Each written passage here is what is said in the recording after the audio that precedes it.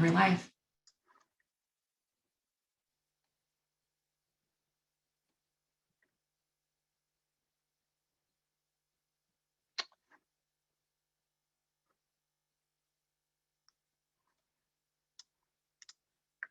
Excellent. Well, good morning, good afternoon, and good evening to all. My name is Beth Tritter. I'm Executive Director of the Primary Healthcare Performance Initiative, or PHCPI, and I wanted to welcome everyone here today.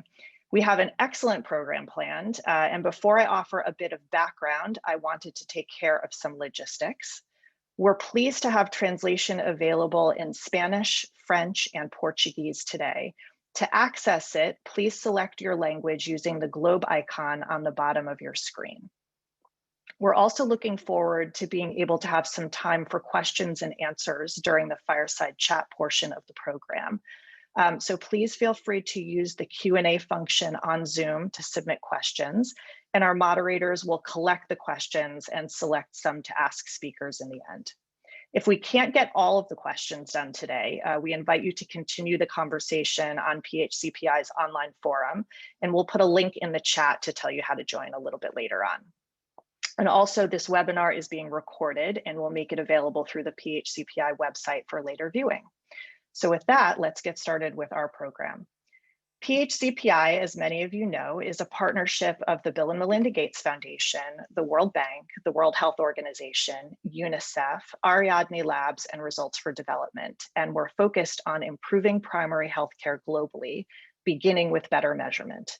We collaborate to develop tools and resources that country ministries and other important actors can use to assess and understand the state of primary health care. And then we work hand in hand with ministries to apply those tools and to use what we learn together to shape budget and policy decisions.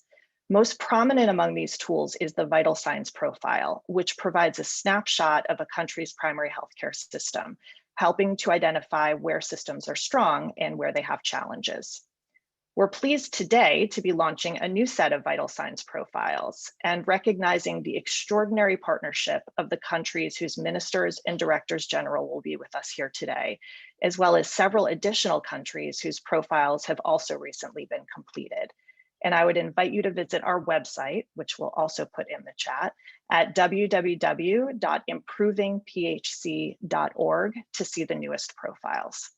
Briefly, the Vital Signs Profile helps countries assess their primary healthcare systems along 4 pillars: financing, capacity, performance, and equity. It uses a combination of routine and survey data, much that is publicly available and some that countries have not before made public. And it also employs a highly collaborative and consultative mixed methods approach to measuring capacity called the Primary Healthcare Progression Model.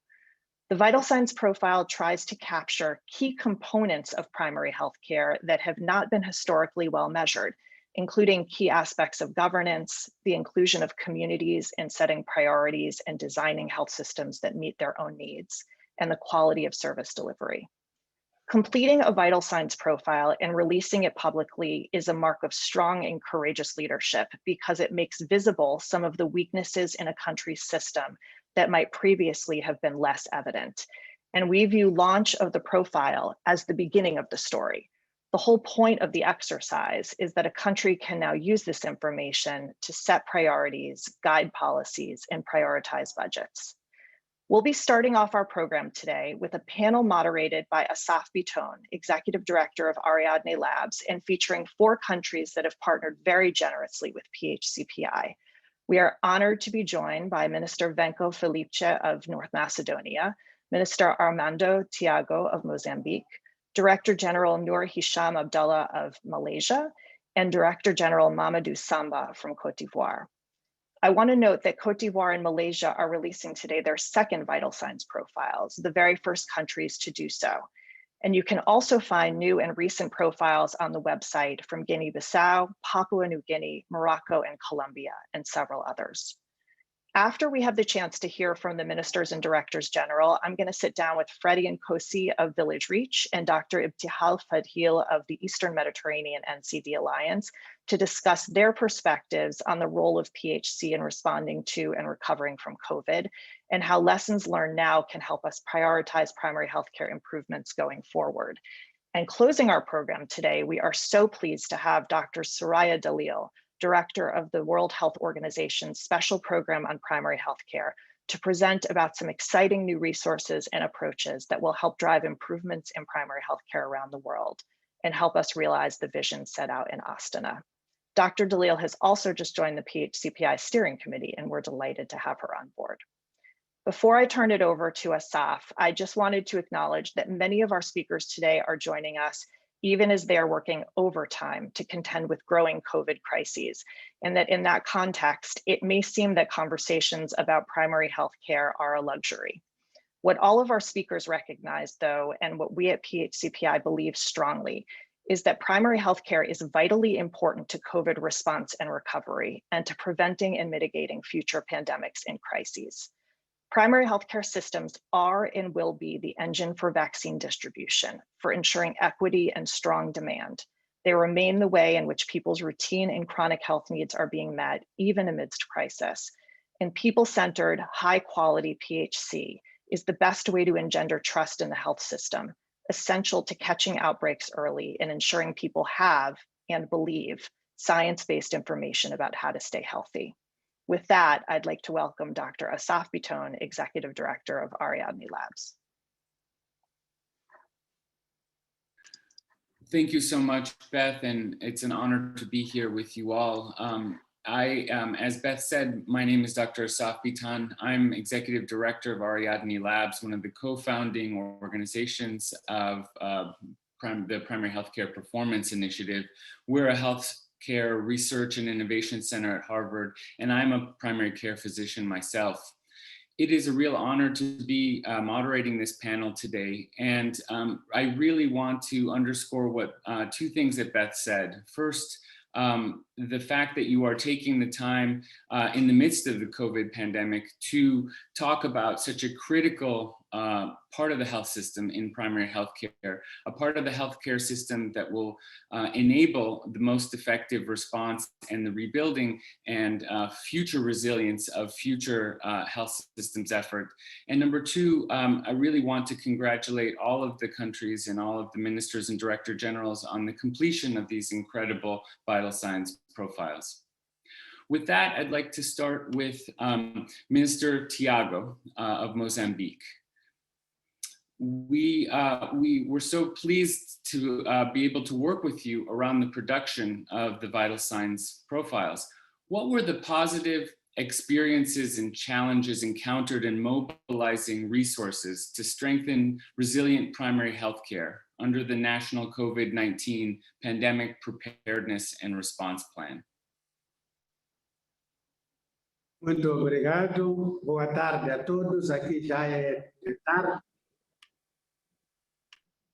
Altas individualidades participantes nessa reunião, minhas senhoras e meus senhores, permitam-me que, em nome do governo de Moçambique, agradecer o convite que nos foi formulado para participar neste evento, que decorre depois da 74ª Assembleia Mundial de Saúde.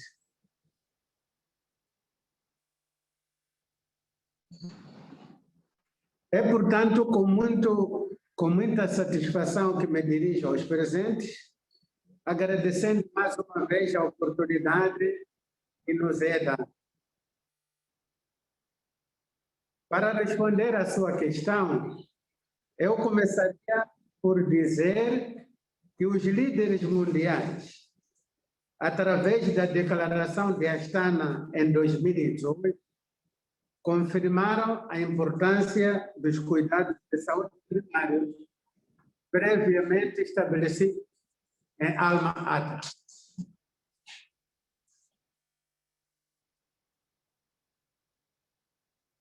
Nas últimas 4 décadas, o que nós notamos é que o país alcançou progressos significativos, mas foram desiguais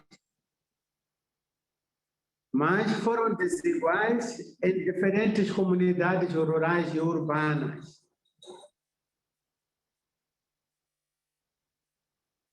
Este é o contexto do nosso país. Em relação à questão de mobilização de fundos, podemos dizer que, à semelhança dos outros países, o nosso país começou a elaborar um plano de resposta à pandemia do Covid-19 depois da notificação dos primeiros casos de Covid-19 na China. Nós colocamos o Covid-19, por isso, não só como um desafio, mas uma oportunidade de aprendizagem.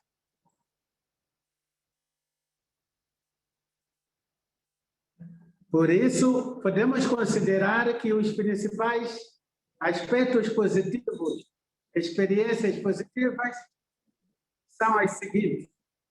Primeiro, houve um importante cometimento da liderança política no processo de Conocimiento general de la política. Foi demonstrada uma adequada coordenação inter e intrasetorial. Como nós usamos com muita evidência dos dados produzidos para produzir a resposta adequada. E aqui queremos salientar um papel importante da comunicação. Nós vimos também como aspectos cruciais de experiência positiva a necessidade de trabalho em equipe e a criação de uma forte parceria entre o governo, a sociedade civil e parceiros. La creación de un vínculo fuerte entre el gobierno, la sociedad civil y los socios.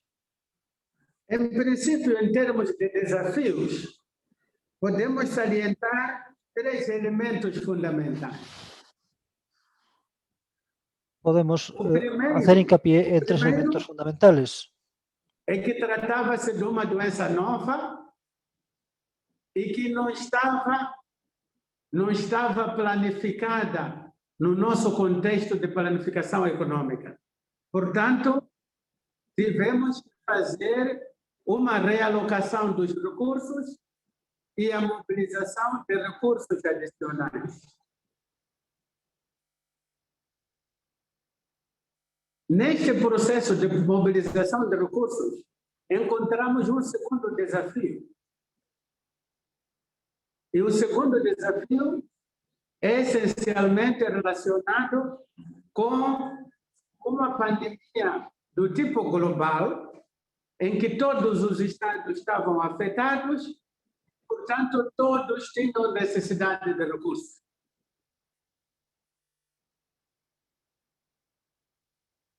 O último desafio foi atender o assunto da pandemia e, simultaneamente, garantir continuidade de serviço.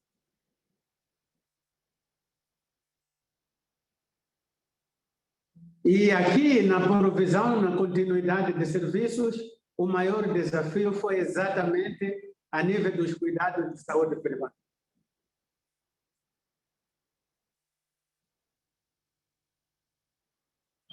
Portanto, estas são as questões que podemos, neste momento, responder à questão colocada e estaremos disponíveis para eventuais esclarecimentos.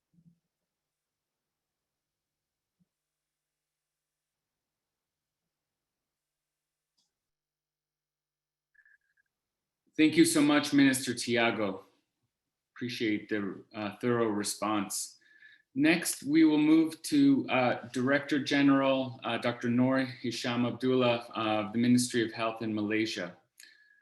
Dr. Hisham, Malaysia's progression model incorporated private sector data in assessing the capacity of your primary healthcare system. Can you speak to the importance of the private sector to strengthen health systems and why and how Malaysia included this data in your country's profile? Thank you, Mr. Chair, Dr. Asaf Bitton, distinguished guests, dear colleagues and friends. Good morning, good afternoon, and good evening, wherever you are. Let me start by congratulating Primary Healthcare Performance Initiative for hosting this event in a virtual format. And I would like to thank all of you for the continued support by bringing us together to share our perspectives on strengthening primary healthcare to prepare for the crisis. Malaysia's healthcare system is two-pronged, consists of both public and the private sector. The public sector is led by the government and funded by taxpayer, and the private sector financed on a non-subsidized fee-for-service basis. The Ministry of Health is a major custodian for the delivery of healthcare in the country. Both public and private sectors are important players in Malaysia's healthcare delivery system. The private sector serves roughly about 35% of the Malaysian patients' population. It complements the services provided by the public sector, but concentrates heavily on specialties with private hospitals and clinics concentrated in the urban areas. As we know, primary health care is the foundation of a sustainable health system for universal health coverage and health-related sustainable development goals. The Ministry of Health see the private sector as really big contributor to the efficiency of the health system. Both prongs have strengths and weaknesses that, if unified, could form the basis for collaboration and a better healthcare system for all. The resources that are available can be used together to scale up access to affordable recursos que se utiliza para apoyar better, more sustainable health results. para que haya más However, to resultados improve de salud. healthcare, we need quality data to identify and address the gaps for improvement. Malaysia has benefited by participating in the primary healthcare performance vital signs profile. The innovative tool has helped to measure the strength and the gaps of our primary healthcare system. The vital sign profile for Malaysia, released at the Global Conference on Primary Healthcare in Astana, Kazakhstan in 2018, was based on financing, performance, and equity domain. Over the last 2 years, we have completed the capacity domain using the progression model. The finding shows the governance of the public sector is well established. However, the private sector perceives their engagement in the governance of primary healthcare in the country as minimal. Engagement with the private sector at the national level needs to start earlier in the development policies and innovative communications channel utilized to improve engagement. While there is a robust quality management infrastructure in the public sector, the private sector efforts on quality are based on mandatory monitoring and reporting as determined by the Private Healthcare Services and Facilities Act. When we started engaging with the private, one of our core challenges is a lack of data. We know the private sector plays an important role, but there is no data on the availability of essential medicine and consumable commodities, basic equipment, diagnostic supplies, and the facility amenities. The weakness in the management, is in the engagement of the private sector in the learning and innovation. This needs incentive to move forward, not only for the private sector, but also for the public sector to upskill successful innovation. Measures in the domain population health management and facility organization and management were generally stronger in the public sector as compared to the private sector because of the different organization structures in the two sectors. The private sector may reach the same level as the public sector if given the incentive and motivation. The lowest scoring measure in population health management was the empanelment of the population, where Malaysia is yet to have the legal mandate or the health financing mechanism to enable this. The lack of information technology system to support population registration also contributes to the weak capacity.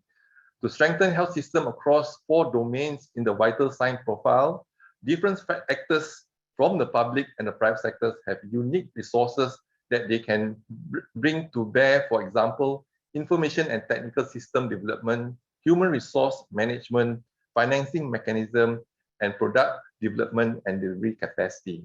In Malaysia, this engagement is between public and private sector regarding primary healthcare on a regular, coordinated manner is lacking. This is definitely an area with a lot of progress needs to happen. I have already instructed my officer to have discussion with the private sector every 6 months. The Ministry of Health will provide stewardship and together identify, prioritize, implement, and measure policies, reform, and actions. This dialogue can be a win-win because it increases system capacity. It is time to get involved in updating and integrating both systems to prevent further polarization. Such collaboration can and must take place on multiple levels to improve the overall health of the nation.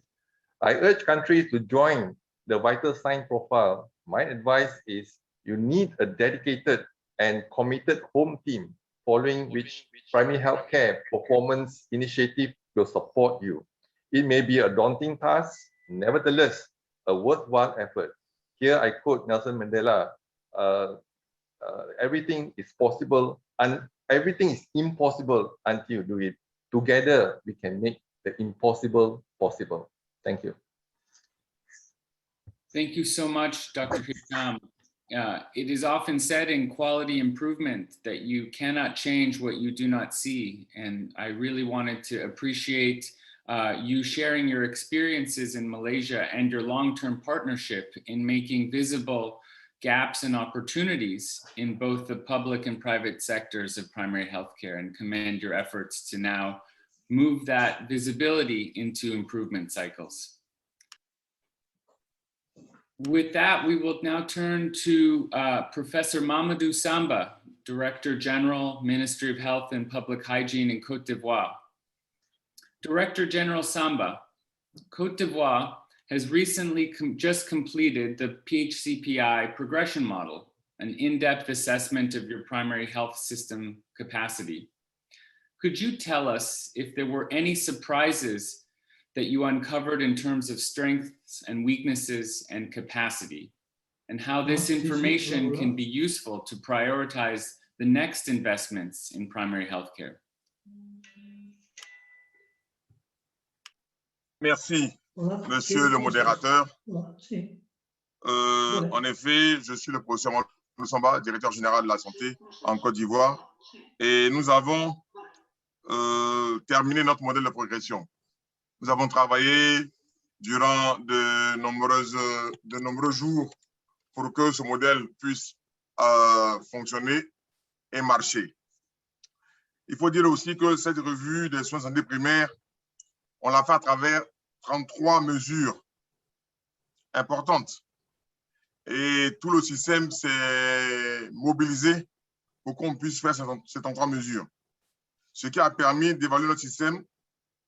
Et bien sûr, comme on l'a dit, nous a indiqué nos forces et nos faiblesses.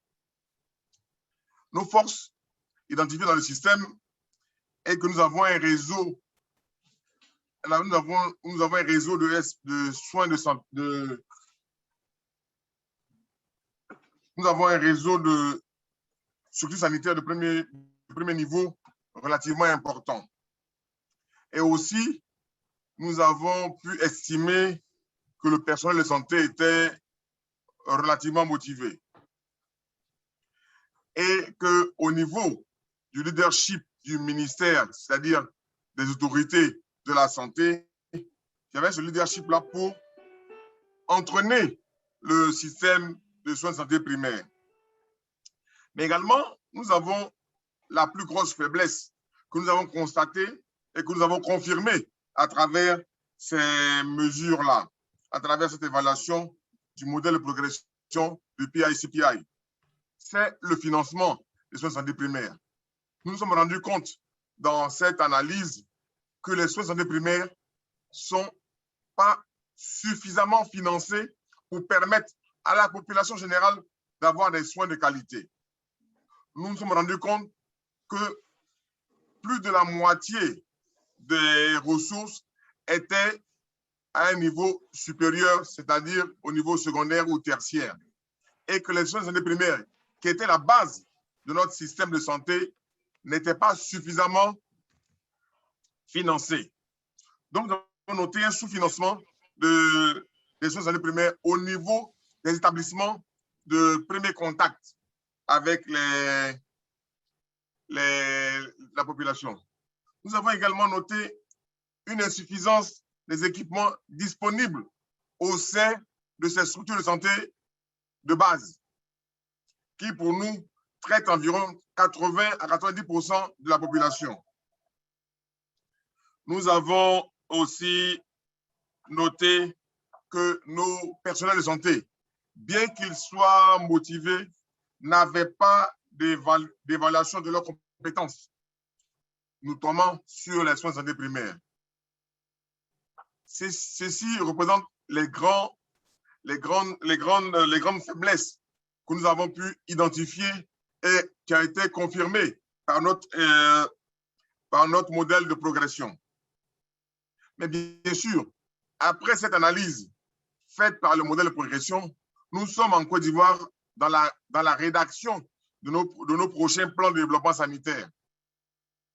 Donc, nous avons inscrit dans ces nouveaux plans des priorités qui sont basées de plus en plus sur les soins de santé primaires, car nous sommes convaincus que c'est par ces soins-là que nous allons atteindre le maximum de personnes. Donc, notre nouveau plan tient compte de nouveaux investissements dans les soins de santé primaires, c'est-à-dire, premièrement, réhabiliter et équiper les structures sanitaires de premier niveau qui existent. Et deuxièmement, augmenter le réseau d'infrastructures sanitaires de sorte qu'on puisse avoir accès à ces soins-là à tout moment et sans faire une grande distance. Également, nous avons, dans notre nouveau plan, introduit avec beaucoup plus d'acuité, introduit la couverture maladie universelle, de sorte que les populations qui accèdent à nos centres n'aient pas de problèmes financiers, afin de réduire de manière considérable le out of pocket, tout ce qui sort de la poche. Nous avons noté également que au niveau de notre système, le secteur privé existe, mais est très mal réparti. Donc, nous allons encourager les investissements dans le secteur privé pour qu'il puisse être une autre alternative de soins au niveau de la Côte d'Ivoire et qu'elle soit mieux répartie et mieux équipée pour rendre des services aux populations. Donc, monsieur le modérateur, voici rapidement fait le point des forces, des faiblesses, également de l'introduction dans notre prochain plan des conséquences ou des recommandations de ces différentes mesures. Je vous remercie. Mais je voudrais, avant de terminer, remercier PHCPI et tout le secrétariat pour le soutien constant que nous avons eu durant ces 2 dernières années, de sorte à pouvoir être capable de faire cette évaluation avec ces très, très bons résultats. Je vous remercie maintenant.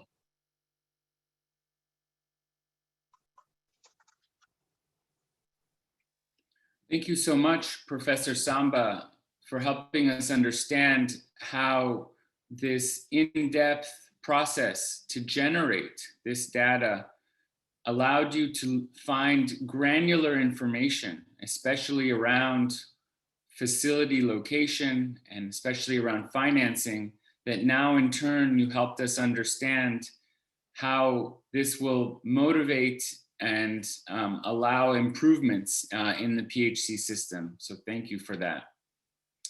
I have a final question to all of the panelists. So we will now spotlight you all.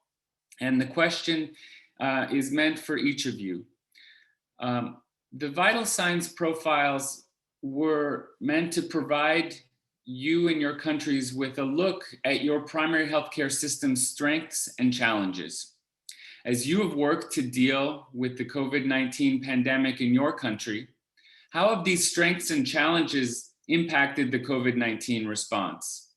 And how are you planning to strengthen your primary care system to speed COVID-19 recovery and increase resilience to future crises? Minister Tiago, perhaps I may start with you, sir. Muito obrigado, senhor moderador, por colocar essa questão. Distintos participantes, minhas senhoras, meus senhores, os resultados da nossa avaliação do perfil de sinais vitais contribuíram para o país identificar 4 áreas prioritárias. Essas áreas prioritárias estão alinhadas com a questão que foi colocada para aumentar o acesso, a resiliência e a cobertura dos serviços de saúde. A primeira área é relativa ao aumento e reforço da capacidade de recursos humanos. Neste componente, e como parte da introdução da nossa política de saúde, nós vamos aumentar o número de trabalhadores a nível dos cuidados de saúde primário do atual, vamos aumentar em cerca de 30% o número desses trabalhadores. Em segundo lugar, reconhecemos que existe uma necessidade de aumentar a cadeia de logística para aumentar a disponibilidade de medicamentos. Nessa perspectiva, o nosso país tem projetado a construção de armazéns intermediários que vão garantir a disponibilidade de medicamento atempada e, em princípio, com qualidade aceitável. Em terceiro lugar, nós vamos melhorar as infraestruturas a nível dos cuidados de saúde primária. Na verdade, o governo vai aumentar a infraestrutura de saúde como um todo, mas com particular destaque para os cuidados de saúde primária. E aí, o que nós vamos fazer é uma estratégia que parte da comunidade até o nível do distrito, aumentando a infraestrutura de saúde, construção de novos centros de saúde. Uma outra área que nós identificamos como poderá contribuir para o reforço da resiliência do nosso sistema de cuidado de saúde primário é o reforço do sistema de informação para a saúde. E aqui o que nós vamos fazer é elaborar uma política sobre o sistema de informação em saúde e depois vamos operacionalizar com uma estratégia que, sobretudo, vai garantir a interoperabilidade entre os vários sistemas que nós temos. Portanto, em resumo, o nosso país, depois de aprovar a Política Nacional de Saúde, que considera pela primeira vez a abordagem de cuidados de saúde com base nos determinantes de saúde, nós, como país e como governo, vamos garantir a realização de reformas no nosso Sistema Nacional de Saúde para garantir a mobilização de mais recursos financeiros, particularmente internos, e fazer o investimento nas regiões críticas do nosso sistema de saúde. Senhor moderador, são essas as considerações que nós pretendemos fazer em função da questão que nos foi colocada. Mais uma vez, muito obrigado pela atenção. Thank you so much, Minister Tiago, for helping us understand how the VSPs and this work is integrating into your national health plans and into your plans for improvement and implementation of primary healthcare system reforms. Dr. Hisham, I turn it over to you, sir. Thank you, Dr. Asaf. In our course of the COVID-19 pandemic, it has become clear that the primary healthcare system plays a vital role as it is the forefront of the response of any emergency and emerging health threats. I believe out of every crisis comes opportunity. Now is the right time to address the weaknesses. The Ministry of Health has implemented several measures to break the chain of infection and flatten the coronavirus curve. Initiatives related to preventive care, promoting community awareness, patient screening, triage, testing, contact tracing, and surveillance have been placed. In addition to psychological support and coordinate the secondary healthcare services. The response to the pandemic has changed the way primary healthcare in Malaysia operates. Continuous and comprehensive essential services are provided at the primary care facilities. This includes maternal and child health services, home visit for high-risk cases, mobile health clinics, domiciliary care and palliative care services. To accommodate COVID-19 outbreaks related activities, many non-essential activities in primary care are temporarily suspended. These are groups activities, sessions at health facilities such as cooking demonstration, counseling, health education, rehabilitation session, community activities involving public gatherings such as health camp, health-related celebration, and school health services except immunization.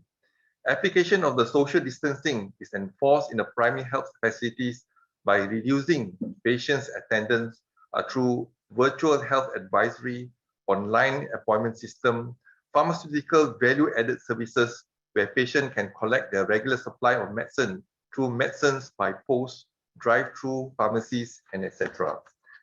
Access to primary health care was partly hindered due to a reduction in care-seeking behavior from both by patient anxiety around becoming infected and by coordinated messaging and education campaigns, fake news on social media, encouraging patients to avoid using health services where possible. However, from the early days, the government promoted trusted sources of information to ensure public had access to timely and accurate information on the latest COVID-19 development, such as daily press releases, webinars, Facebook live sessions, and etc. The COVID-19 pandemic has put a strain on health system. In this pandemic, we have relied on public-private partnership more than ever before, especially when the public sector is so overwhelmed with the workload. Ministry of Health provided training for private sectors to conduct COVID-19 screening, collecting and handling COVID-19 specimens, as well as the use of personal protective equipment. Malaysia RT-PCR testing capacity across increased tremendously. Apart from the government-owned medical centers, there are many private premises throughout Malaysia offering RT-PCR or RTK antigen swab tests. Several private medical sectors, in collaboration with Ministry of Health Malaysia, provide home-based COVID-19 sampling services, COVID-19 testing, which is done at home of individuals who are concerned and wish to be tested for the disease.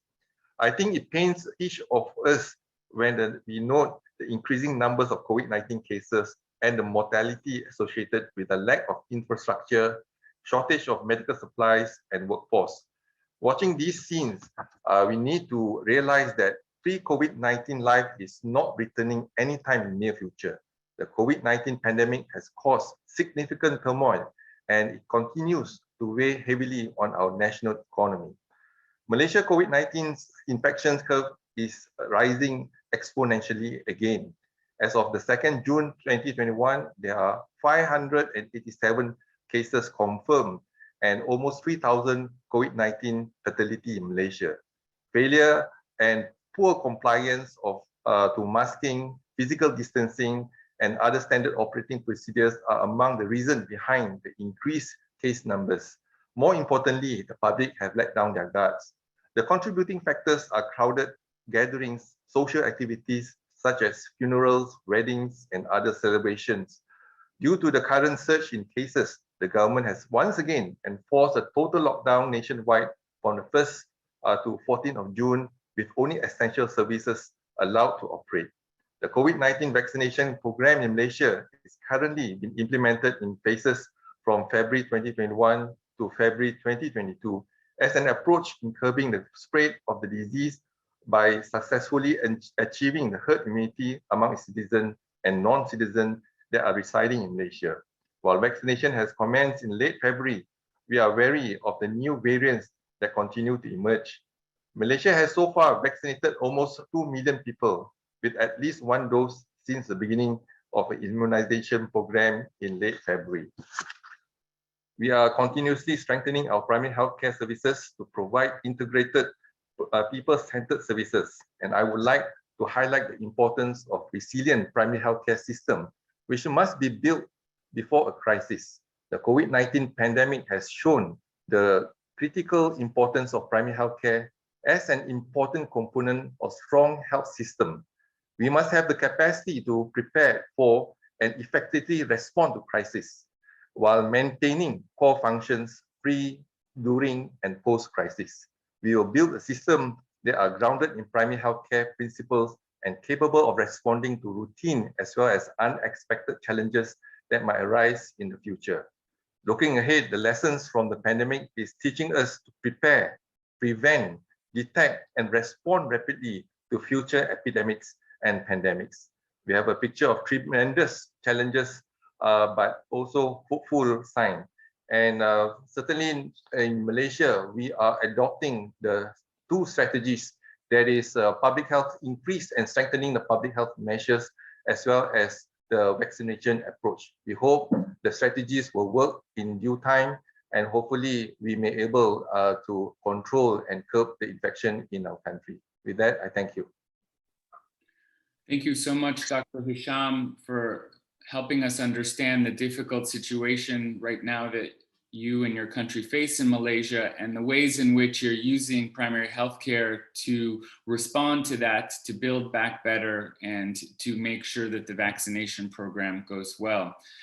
Before I turn it over to Professor Samba, I just wanted to let the audience know that our fourth panelist, Dr. Venko Filipce, Minister of Health of North Macedonia, has been able to join us. And after Professor Samba's remarks, I will turn it over to him for a question that I'll ask again. But first to you, Professor Samba, I turn over the floor.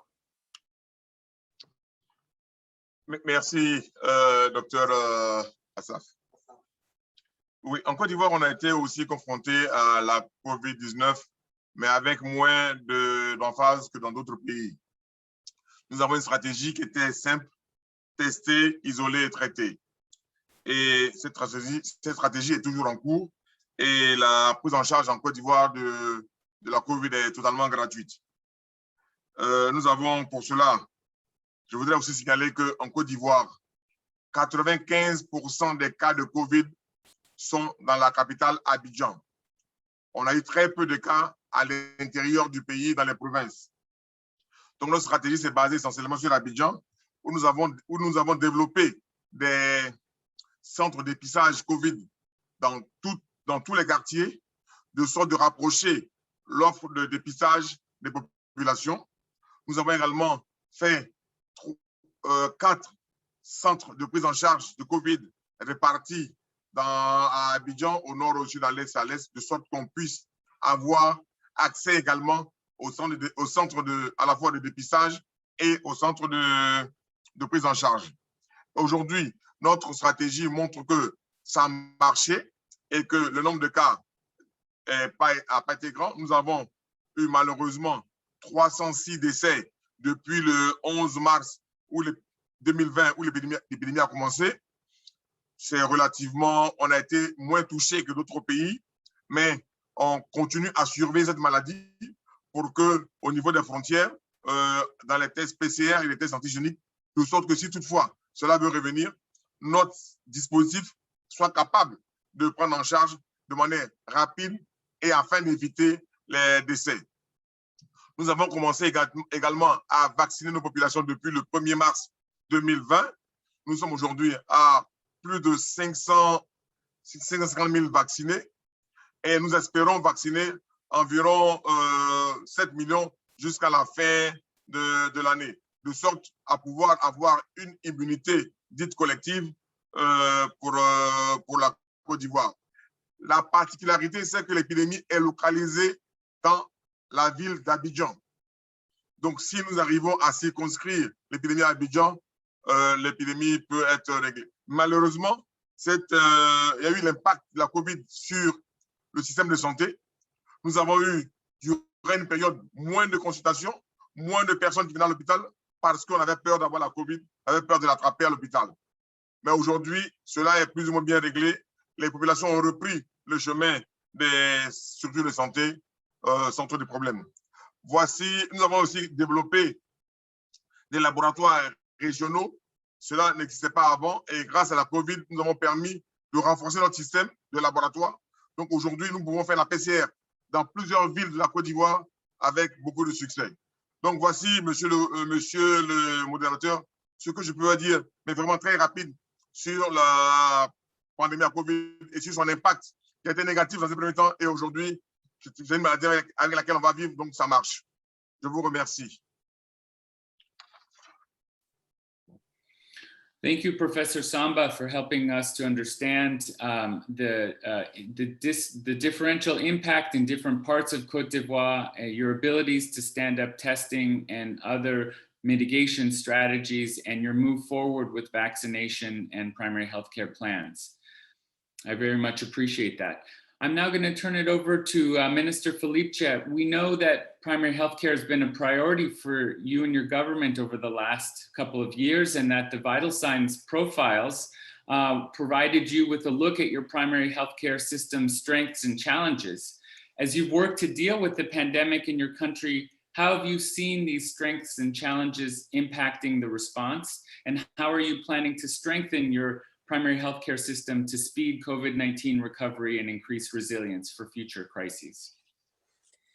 Thank you so much. Thank you for the invitation. The primary healthcare is a cornerstone of the health system in the Republic of North Macedonia, and we have paid a lot of attention in the past several years in order to create a sustainable development system to strengthen this very specific part of the health system. And the international partners, specifically World Bank, was the most important partner in this process, since the analysis and the assessment has been performed for the level of the primary health system, and also with the help of the EU, the assessment of secondary and tertiary healthcare was done in the country. And this helped a lot, because we figure out characteristics of the health system which help us into creating the COVID-19, let's call it fighting system. This help us engage the GPs in the whole area of COVID-19, because these were the ones who were closest to the citizens, to the patients, especially in the beginning, with the analysis, with the testing, with the interviews that have been done with the patients. So in the first months of the COVID-19, and at that time the long curfews were in place, as well as during the highest peaks of the outbreak, the PHC providers were the only available health providers for non-COVID-19 related health needs of the population. To support the COVID-19 response, the GPs were scheduling PCR testing, contacting by phone the COVID-19 positive patients, and on a daily basis follow-up, and later on treating COVID-19 patients, the one that did not require the hospital treatment. As part of the system, they were put under stress by this pandemic, but help us respond and keep our population safe as much as possible. The strength of the PHC system in North Macedonia is the existing of a well-functioning e-health system, through which health providers across country and levels of care are connected. We still have work to do in making the entire system interconnected, not just at the level of primary, but also the interference of the primary, secondary, and tertiary health system, to make it interoperable, and certainly to allow more patients and providers interactions online for greater flexibility and patients' ownership of their health. For example, access to the information about episodes of care, remote visits, and stuff like that, create a system who will provide more home-based care, which is something that is our long-term aim. All this ensuring an appropriate legal framework, which is already in place. The COVID-19 vaccination is also organized and implemented through this system, which means that the citizens, the patients, basically have access of the whole healthcare system, mostly through the primary healthcare. We should mobilize the PHC providers, local governments, and other local stakeholders in implementing communication campaigns on COVID-19 measures and importance of the vaccination in order to improve compliance with the measures and motivate people to apply for vaccination. When access to specialized services was affected, except for emergency cases, we realized that the need for PHC providers to have broader competencies and be able to independently manage more conditions, given that many services could not be accessed through other levels of care. The use of telemedicine could also be leveraged to expand timely and quickly access of specialist services, something that we are working in terms of remote follow of different data of patients. We're planning to implement remote ECG, glycemia, and similar data of patients to be available even in a online manner in both primary but also secondary level of the healthcare system. Our surveillance system should also be strengthened. Our ability to keep the surveillance system for other communicable disease has been effective since all stakeholders are involved in the response to COVID-19. So as a Ministry of Health, we'll continue with the ongoing and interrupted activities to strengthen our primary healthcare system. Our #1 priority is to completely digitalize the system, organize a new model of care based on group practices, implement new payment model in order to stimulate more and more services to be provided by the GPs, so we'll decrease the pressure towards hospital. And this is something that came out from the assessment done by the with the help of World Bank. Then improve competencies of the PHC workforce, empower patients and communities to take more active part, and sustainably focus on improving the NCD management, having in mind that the people with underlying conditions were most severely affected by COVID-19. Thank you, and thank you for your attention. Thank you, Minister Filipce, for helping us to understand your response through primary healthcare and your ability to use the crisis as a catalyst for improved e-health and other innovative implementations, especially to improve NCD and other chronic disease management. I wanted to again thank all of the panelists, Minister Tiago, Dr. Hisham, Professor Samba, Minister Filipce, for not only joining us today, but for helping to lead and spearhead the work around primary healthcare measurement and improvement in your countries. I think what we've heard today is that primary healthcare is so important, not just for the traditional reasons that we understand it, but also because it's the cornerstone of a resilient system, a system that can respond to a health crisis, that can maintain essential health services during that crisis, that can work to prevent future crises, and that can improve the overall performance and outcomes of the health system.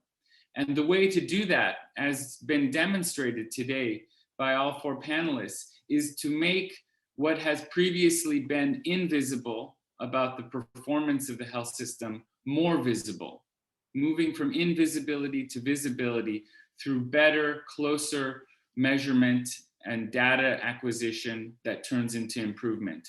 I want to thank the leaders on this panel, because it's with their leadership that this work gets done, that this mandate happens, and that they build and assign teams within their ministries to collect this important data. And we know that that's an incredible undertaking, but you can see its value demonstrated today. I also wanted to thank all of the partners and all of the organizations at the Primary Healthcare Performance Initiative, including the World Bank, the WHO, UNICEF, Ariadne Labs, Results for Development, and the Bill and Melinda Gates Foundation for helping to make this a reality and working side by side these amazing country teams and ministry leaders. So with that, I want to thank you again, and I will turn it over back to Beth Tritter, Executive Director of PHCPI. Well, thank you so much, Asaf, and thank you very much to our ministerial colleagues and leaders for joining us today. That was a fantastic conversation. I am very excited now to welcome two very important allies and friends of PHCPI who are doing excellent work in their specific areas. First, we have Freddie Nkosi. He's the country director for Village Reach in the Democratic Republic of Congo. Freddie is, among other things, a nurse and has an MBA and has been working for several years on a number of different projects, including one specific one that's focused on improving supply chains, particularly for vaccines. So we're looking forward to talking to Freddie today a little bit about the work that he's doing and how it relates to the overall landscape for primary healthcare and also COVID response. And then second, we have Dr. Ibtihal Fadhil, who is the founder and chairperson of the Eastern Mediterranean NCD Alliance, and has really worked to develop a core regional network of CSOs working against NCDs in the Eastern Mediterranean region. She is a medical doctor and also has a PhD in public health and has been working in this field for quite some time as well. I want to say thank you to both of you for joining us and just acknowledge that you are both actually part of PHCPI's sort of CSO Allies Improving PHC group, which we're very grateful for, which is a diverse group of organizations from all across the global health and development spectrum, local organizations, global organizations, regional organizations. And if you are a member of one of those organizations and are not yet an ally, we can put some information in the chat about how your organization might join. But I wanted to kick off by asking Freddie a question. We were having a conversation the other day about this, and you were talking about how you've seen some of the lessons learned from previous outbreaks in DRC specifically, and how they have made the primary healthcare system a bit more resilient and ready to deal with COVID. So I was wondering if you could address some of what you've seen. So how are you seeing these lessons that have been learned in earlier crises applied to COVID? And what are some new lessons that you're learning every single day that we can use to drive improvement and investment in PHC to deal with future crises, and also just to make sure that people's daily health needs are covered? Freddie. Good day, everyone, and thanks, Beth, for the opportunity. I will be sharing my experience, our experience in the DRC. For some of you, you know, DRC has experienced 12 episodes of Ebola outbreak for the past 40 years. The most recent outbreak, it was last year. And over the years, the country has been developing mechanisms, strengthening the primary health care system to become more resilient, to address the outbreaks. I'm talking only about Ebola without mentioning other outbreaks such as the measles outbreak, cholera outbreak, or polio, CVD-PV outbreak. So over the years, the government has been developing those mechanisms to become more resilient. And when I say about the resilience, it's not only to respond to the current or future health crisis, but even humanitarian crisis. At the moment, we have a volcano eruption in the eastern part of the DRC, but also to respond to the economic shocks that or natural disasters. That's the primary healthcare system the country has been building. So in terms of the lesson learned, I will share some of them because there are some similarities in terms of the prevention between Ebola and COVID-19. Some of the measures people use to prevent Ebola are also applicable for COVID-19. For example, community engagement played a critical role in Ebola riposte, is still playing a critical role in COVID-19 riposte, but also engagement with political, religious, traditional leaders play a key role in Ebola outbreak and still playing a key role now. So when we look at other measures such as social distancing, which play a very critical role during Ebola outbreak, I remember in Equateur province, which is more prone to Ebola outbreaks, children at the primary school, they are taught about hand washing. So with COVID outbreak, it was not something new because they can capitalize on what they've already learned during Ebola outbreak. And social distancing, or isolation, is a key element on Ebola riposte. So this is what also we are seeing now with COVID-19, with social distancing or isolation for some cases. So in terms of the lesson that can be used for the future outbreak, I would say we really need a stronger investment in a primary health care and health infrastructures more broadly to respond to the current needs and future outbreak. When I look at the amount of investment around COVID riposte, it's enormous, and this is an opportunity for the countries, for the governments, for the partners, donors, to leverage those resources to strengthen primary health care, to leverage those resources to build infrastructures, to leverage those resources, for example, to improve data collection or data management. Maybe I can stop there for now.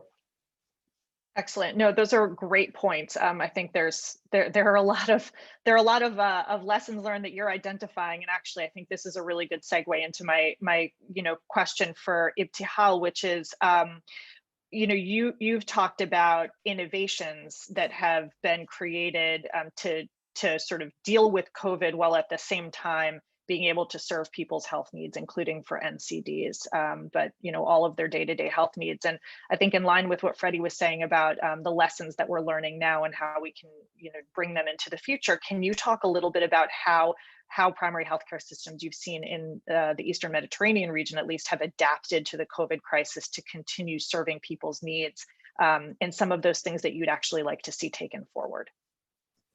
Thank you very much, and thank you for inviting us for this important forum. And also I would like to congratulate PHCPI for this initiative. It's very much needed, and also for inviting the civil society to talk about their experience in the Eastern Mediterranean region. And as you know, in the region, if we zoom about this, the condition of chronic disease, non-communicable disease, it's very prevalent and highly prevalent in the Eastern Mediterranean region.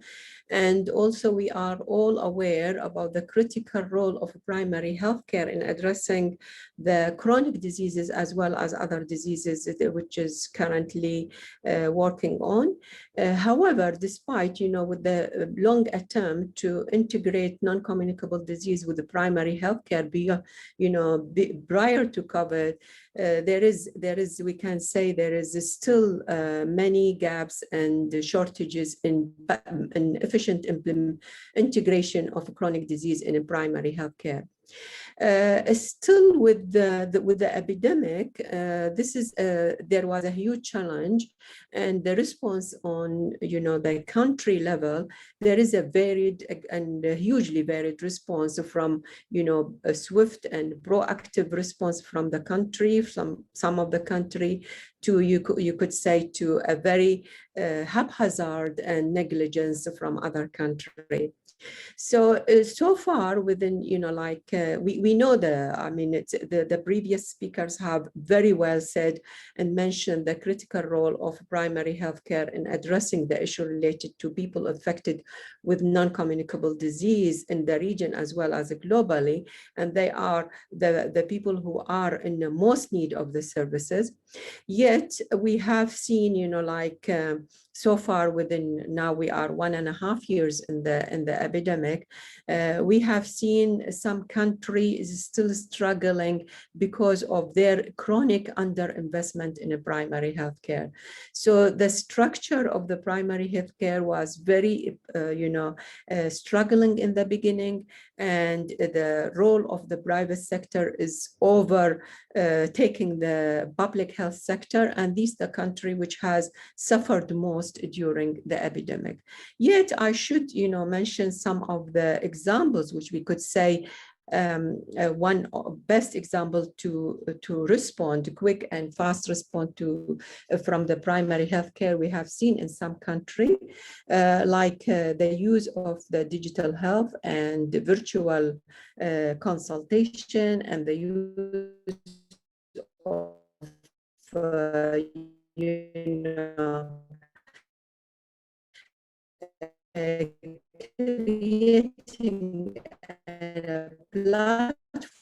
creating a special platform for that, very helpful in future work with the, in order to chronic diseases.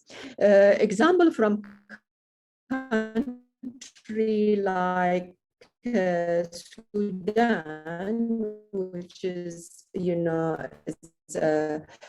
a low-income country, low resources, but they still have well focused on PHC and address universal health coverage. So here we can reflect on the role of the civil society and role of other partners working with the Ministry of Health to address the need of people affected with non-communicable disease.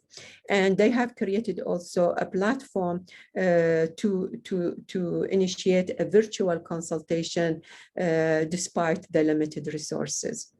A country with well-established structure like UAE, Jordan, and most of the Gulf countries, which they have a well-established primary health care with a digital system and well received by the people. So people affected or people with the chronic disease, they used to use the primary health care as their main gateway to the healthcare services. This country performed very well, even compared with other industrialized or developed country, and they had responded by distribution of medicine to chronic people, by creating a digital platform for passing all information and even information related to messaging to COVID and how to serve, keep on your body lifestyle better during the crisis. And you have also, in addition to the virtual consultation. But I think we will come later talking, might elaborate more about the lesson learned from this sort of a new era of the primary healthcare work. Over to you, thank you. I was on mute. Excellent, thank you. And our time is a little short, and we do have Dr. Dalil, who is teed up to present next. But before we go to Dr. Dalil, I wanted to sort of ask both of you one more question, which is, we've also discussed together the other day about the different challenges that different regions and countries are having with respect to global vaccination. So obviously vaccination for COVID, and it, like all vaccination, is built on a combination of supply and distribution and demand. And there are different challenges depending on the area. So I guess first, Freddie, I know that you've said that in DRC, vaccine hesitancy has limited demand, and that's hindered the distribution of even the limited supply of vaccines that's been available. And can you talk a little bit about how you and organizations like Village Reach are working to alleviate vaccine hesitancy, and what the role of the primary healthcare system is in ensuring people are comfortable with vaccines? Yeah, very unfortunately, not investment has been equally made for vaccine distribution, demand, and public information sensitization compared to vaccine production and transportation into the country. So that affects greatly vaccine demand. But village reach in the countries where we work in DRC, Mozambique, Malawi, and Cote d'Ivoire, we have been supporting the governments with different communication tools,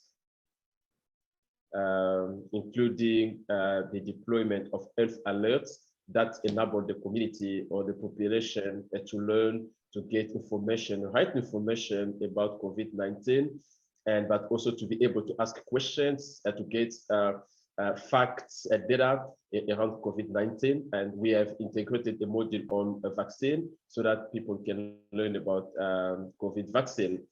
But we are also supporting, in DRC, we supported the government to design the distribution system or the modeling of the optimal distribution system.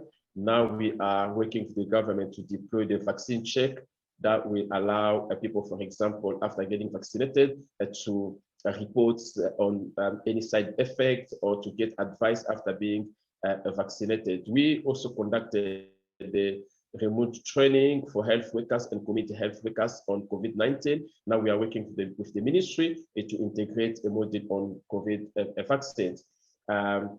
But we also, over and above, we also supported the government to acquire and distribute the personal protective equipment to enable health workers to protect themselves while they conduct activities in the hospitals. So we are still working with the government. Now we are planning to organize scientific conference with the cooperation of medical doctors, nurses, surgeons, pediatricians, to sensitize them on COVID vaccine so that they can get vaccinated because they are more at risk than anyone else. Over to you. Thank you much. Thank you very much, Freddie. And Ibtihal, briefly, we've discussed that in the Emra region, demand is not the problem as much as supply and distribution. And I'd love to hear from you how countries are tapping into existing primary healthcare networks, including private providers and pharmacists to ensure that there's equitable distribution of vaccines, including to some key populations that are more difficult to reach.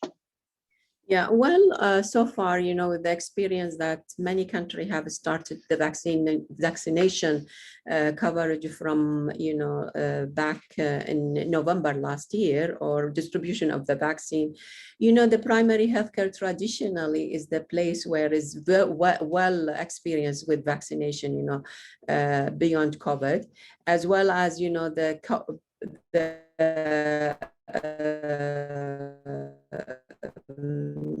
geographical distribution. They are very much outreach with the community. All these have mainly well considered by the government, and they use the primary healthcare very much for the distribution, for the implementation, for the outreach, and also for the messaging to remove the hesitancy regarding the vaccination. So there was a lot of good examples of work and experience with vaccination so far in the region from many countries.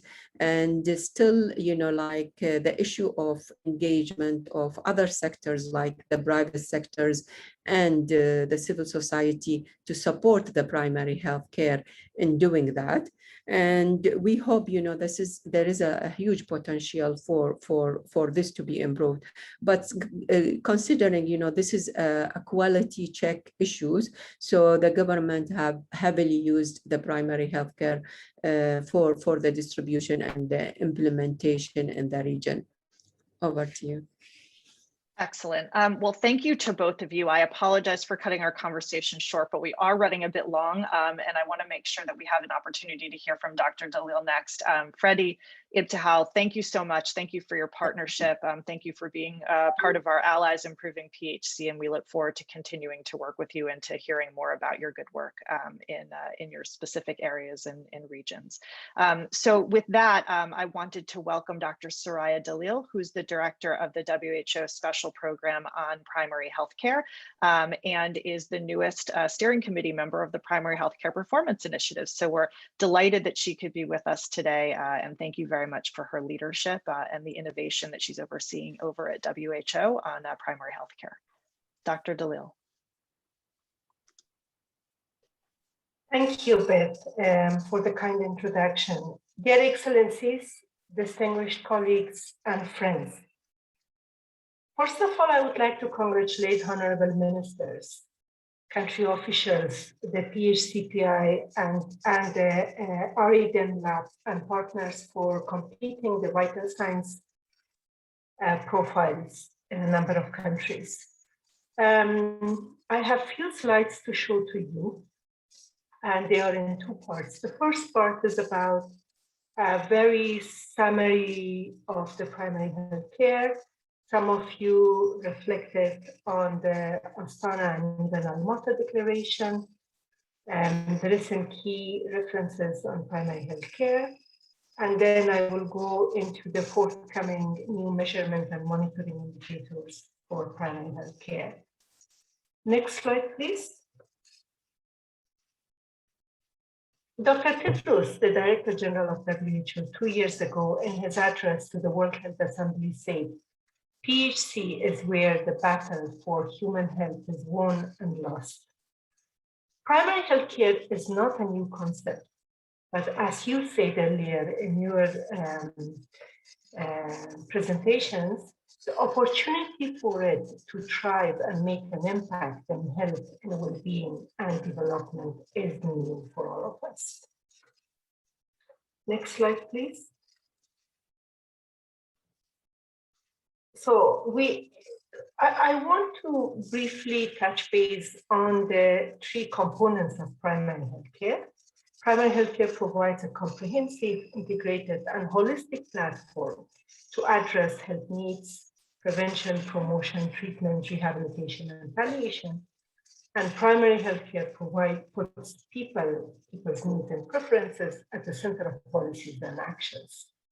It does this through integrated health services, focus at the personal services, through multidisciplinary teams that work in networks and are located close to people's everyday life, and population-based services, in particular the essential public health functions. They empower people and communities who participate in decisions of their health system, as well as in the management of their own health and well-being, and multi-sectoral policies and actions. Next slide, please.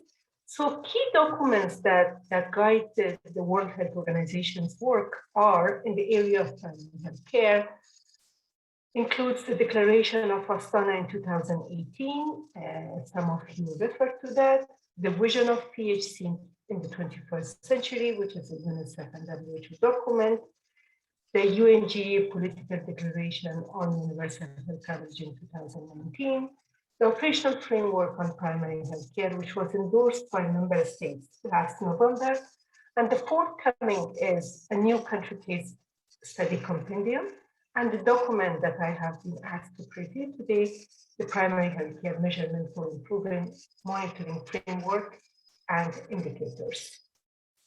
Next slide, please. So the operational framework for primary health care that was endorsed a few months ago in the World Health Assembly outlines 14 levers for strengthening primary health care. And those levers are built on the building blocks of health systems. And they are at the strategic level and at the operational level. The framework also provides a narrative description for each lever, actions and interventions that can be applied at policy, operational, and implementation levels by people and by communities as well as tools and resources. The operational framework acknowledged the fact that every country needs to assess, prioritize, optimize, and sequence the levers and their respective actions. And that should be informed by robust evidence-based both at the local and global level, as well as the values and preferences of a diverse range of stakeholders. Next slide, please.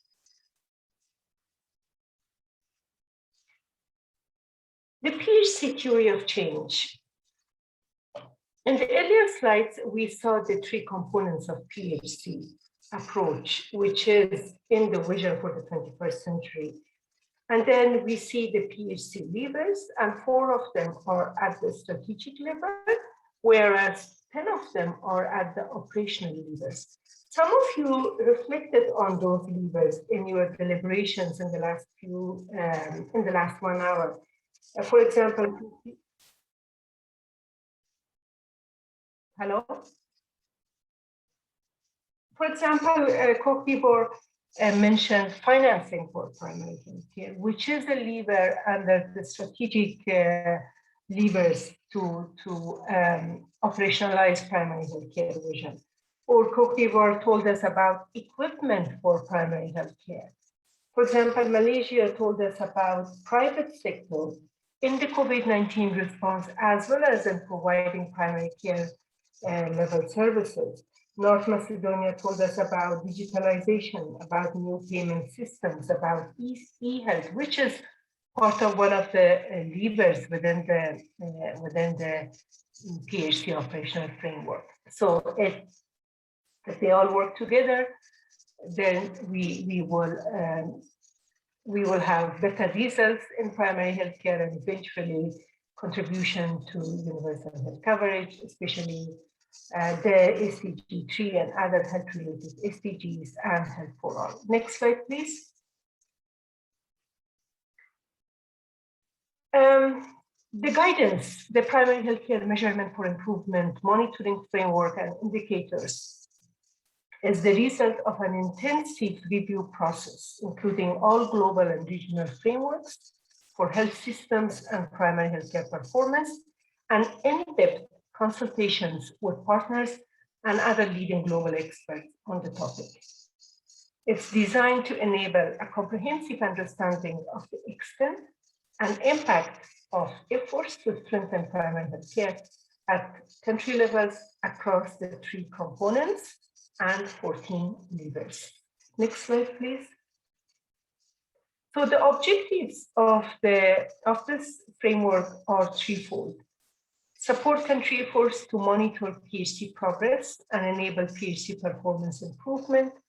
It allows countries to assess, plan, prioritize, and manage levers and actions for PHC within the context of national and sub-national policy and planning processes. Second, it promotes alignment between primary health care and related universal health coverage and SDG monitoring frameworks. It advocates internationally. It advances internationally comparable PHC performance monitoring and improvement efforts while minimizing reporting burden. It does so by presenting a logical and results-oriented framework and a definitive list of indicators that are aligned with the pre-existing monitoring efforts on health systems, universal health coverage, and sustainable development goals, including the PHC performance initiative, and enable global tracking of progress made by WHO member states in strengthening primary health care through the provision and alignment of a global core set of indicators for reporting. Next slide, please. The content.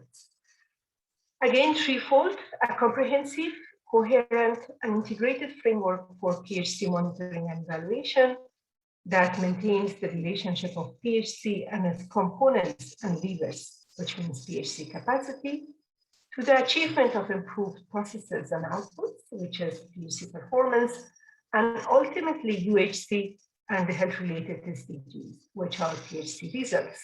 It includes equity, resilience, and quality dimensions throughout. Second, a menu of indicators for country use. The primary use of the framework and indicators as country-level managers to track their own progress. Countries can use this menu to prioritize the indicators based on national context and health needs, and an approach that is suited to the maturity of their health systems and information systems. The core indicators are recommended for all countries, and additional indicators can be used by countries based on priorities. The indicators presented are used not just in tracking progress, but provide a necessary bridge between measurement and improvement. Their utility is across the health system, and by using the indicators, the overall progress can be monitored that can feed the decision-making at national, sub-national facility and community levels. A subset of indicators for global monitoring in response to World Health Assembly resolution, and in order to enable global tracking of progress made by WHO member states in strengthening primary health care towards PHC, this guidance includes a limited subset of the country menu of indicators that are recommended for regional and global reporting. Next slide, please. So this is the draft framework. It's currently under discussion with the member states and partners, and it will be published in 2021. Next slide, please. You will note that each of the PHC components and each of levers are represented throughout the framework, recognizing that health systems are complex and adaptive. Improvement in these upstream or leading indicators should enable improvement in downstream factors. However, assessment must be a continuous process linked to performance management and performance improvement at various levels of the health system. Next slide, please. Improved actions and structures, inputs, which means PHC capacity, will lead to improved PHC performance, improved determinants of health and risk factors, and improved availability, access to, and quality of health services, and ultimately improved health outcomes and impact, which are aligned to the universal health coverage and health-related development goals. The next steps, to be more concrete, member states consultation to prioritize global indicators, summer this year. We will publish and launch the PHC monitoring framework and indicators September this year. Refresh the PHCPI products in line with global guidance envisaged for fall and winter. Technical coordination to apply this framework in member states from 2021 onward, and data collection and reporting toward PHC global report that WHO will produce next year. We are very much excited to work with you, with partners, with PHC Performance Initiative, with Beth and colleagues. Thank you very much. Back to you, Beth.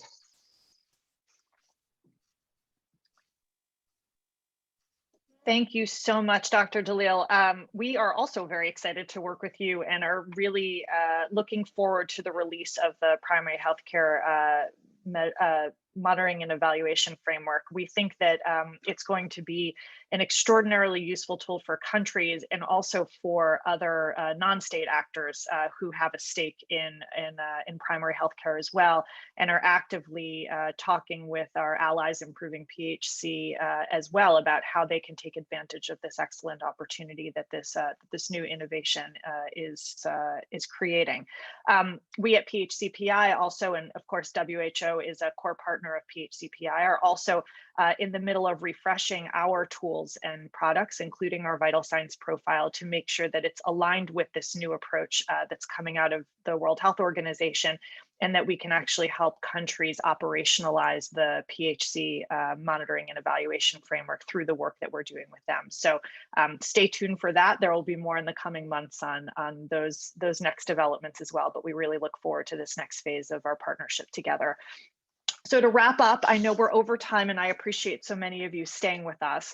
I wanted to just thank Dr. Dalil once again for her leadership and for joining us today and for being so patient as well. I wanted to thank our ministerial participants from the North Macedonia, and Cote d'Ivoire, Malaysia, and Mozambique. I wanted to say again, a big congratulations to all of the countries that are releasing new vital signs profiles, and also a big congratulations to Cote d'Ivoire and to Malaysia for releasing their second vital signs profiles. Those are the first two countries to actually update their profiles and come out with second ones. And we really appreciate their perseverance and their continued partnership over the years. I want to thank Freddie and Kosi and Ibtihal Fadhil for participating in our little fireside chat. I'm sorry we couldn't chat for longer, but I know we could have spoken literally all day about these issues and heard more perspectives. So I look forward to many more interactions and a lot more opportunities for partnership. I want to let everyone know that you can look. We'll put our website has been placed a number of times in the chat. So please feel free to check out some of the vital signs profiles and additional data and information that we have in there, including some interesting resources we have on primary health care and COVID vaccination that are good resources for both government actors and civil society actors alike. And I just want to thank all of you for joining us today, for staying with us so long, and for listening so closely to what our presenters and panelists had to say. You know, PHCPI is built on partnership, and I know many of you who are still with us are our close partners, and we really appreciate it. So we look forward to many more opportunities to work together. Thank you. Have a great day.